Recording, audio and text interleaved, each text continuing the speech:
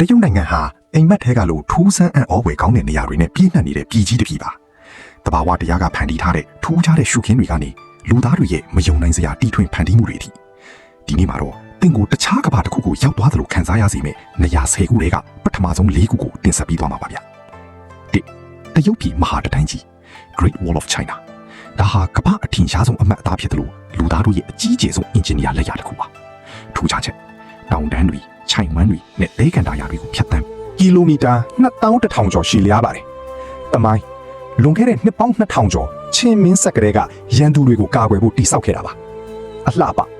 စောင်းဦးရာသီမှာဆိုရင်တတိုင်းကြီးဘေးကတစ်တော်တွေဟာအနီးအဝါရွှေရောင်နေနဲ့ပကြီးကားတစ်ချက်လိုလှပနေတတ်ပါတယ်။နှစ်ကြိုကြိုက်ကောခြိုင်ဝမ်းစီချွမ်းပြည်နယ်မှာရှိတဲ့ဒီနေရာကတော့တကယ့်ကိုနတ်ပုံနတ်နန်းလိုပါပဲ။အတိတ်ပဲကြိုကြိုက်ကောဆိုတာရွာကိုရွာရဲ့ခြိုင်ဝမ်းလို့အတိတ်ပဲရပါတယ်။ထူးခြားချက်ဒီနေရာရဲ့ရေကန်တွေဟာကြည်လင်လုံးလို့ရေအောက်ကတစ်ပင်အသေးတွေကိုတော့အတိုင်းသားမြင်ရပြီးနေရောင်ချီနဲ့တပ်တုတက်တွေကြောင့်မြားစိမ်းရောင်အပြာရောင်စသဖြင့်အယောင်ဆုံးတောက်ပနေတာပါအထင်ကရနေရ9ရောင်ချေရေကန်9ဝဲလိတ်ကတော့ဒီခြိုင်ဝမ်းရဲ့အလှဆုံးအမှတ်သားပေါ့၃ကျန်းကြားကျဲအမျိုးသားတစ်တော်ဥယျာဉ်ဇန်ကြားကျဲ National Forest Park ဟူနန်ပြည်နယ်မှာရှိတဲ့ဒီနေရာကတော့ကဘာကျော် Avatar ရုပ်ရှင်တွေကလွင့်မျောနေတဲ့တောင်တန်းတွေရဲ့အခြေခံမူလရှုခင်းကြီးပါပဲထူးခြားချက်ပေ600ကျော်မြင့်နဲ့တဲကြောက်တိုင်ပေါင်း3000ကျော်ဟာတောအုပ်ထဲကနေထိုးထွက်နေတာပါစွန်စားကန်ဒီမှာကမ္ဘာအမြင့်ဆုံးအပြင်ဘက်မှန်တက်လေကဘေးလုံး elevator ရှိပြီးစက္ကန့်ပိုင်းအတွင်းတောင်ထိပ်ကိုပို့ဆောင်ပေးပါတယ်မြူတွေဆိုင်နေတဲ့အခါဒီတောင်တိုင်ကြီးတွေဟာကောင်းကင်မှာလွင့်နေတယ်လို့မျိုးတကယ်ကို unreal ဖြစ်လာပါတယ်လေရူရီတရာ